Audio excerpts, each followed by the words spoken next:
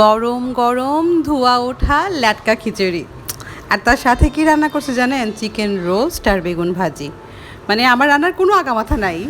বাইরে ঝুম বৃষ্টি আর ওয়েদারটা এত সুন্দর, একটানা বৃষ্টি হইতেছে। তো এই ওয়েদারে আমার ইচ্ছা করলো যে আমি আজকে একটু খিচুড়ি রান্না করি।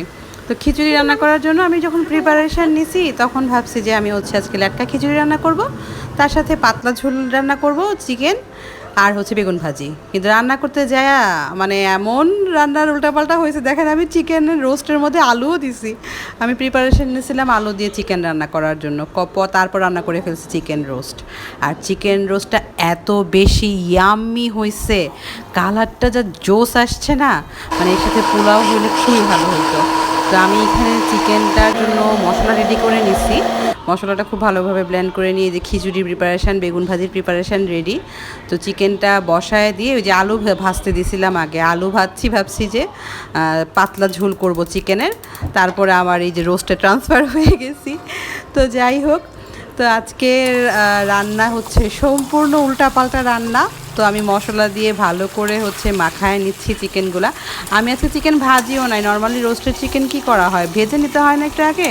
আমি তো রোস্টের প্রিপারেশান নেই নাই, যার কারণে দেখা যায় যে আমি ভাজিও নাই। প্রথমে আলু ভেজে নিছি, তারপর চিকেনগুলো দিয়ে দিয়েছিলাম যে মশলা দিয়ে মাখায় একবারে বসায় দিব। পেঁয়াজ বেরেস্তা করে রাখছি। সব কিছু মিলায় পরে মনে হয়েছে যে না, চিকেন রোস্টেই রান্না করি।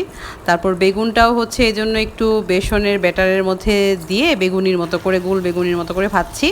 আর খিচুড়ি আগে যদি জানতাম তাহলে আমি পোলার চাল দিয়ে রান্না করতাম। আমি খিচুড়িও ভাত রান্না করার কাটারি ভোগ যে চালটা আছে ওটা দিয়ে তার সাথে মসুর ডাল দিয়েছিলাম, যে মসুর ডাল দিয়ে লেটকা খিচুড়ি রান্না করব।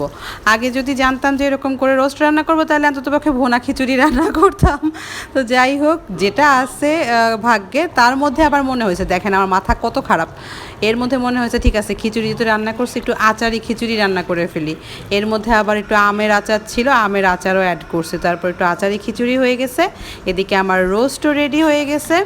রোস্টটা যা ইয়াম্মি হয়েছে, মানে আমি আমার এক্সপেকটেশনের বাইরে, এত টেস্টি হয়েছে রোস্টটা। আর খিচুড়িটাও জোস হয়েছে, আর আচার দেওয়াতে আরও বেশি মানে টেস্টি লাগতেছে। তো গরম গরম ধোয়া ওঠা ল্যাটকা খিচুড়ি, তার সাথে বেগুন ভাজি, আর তার সাথে এইরকম একটা মাখা মাখা ক্রিমি চিকেন রোস্ট। আজকে আমার বৃষ্টির দিন পুরা সার্থক। ঈদের দিন চাইলে আপনারা এরকম রেসিপি করতে পারেন, রোস্টের পাশাপাশি আপনারা দরকার হলে খিচুড়িটা ভুনা খিচুড়ি করেন, তাহলে আরও বেশি মজা হবে খাইতে। তো ল্যাটকা খিচুড়ি দিয়েও কিন্তু খারাপ হয় না, বেশ ভালোও হয়েছে। তবে আমি ইচ্ছা আছে কালকে আবার একটু পোলাও রান্না করে ফেলবো, তার রোস্টটা দেখে ফেলবো।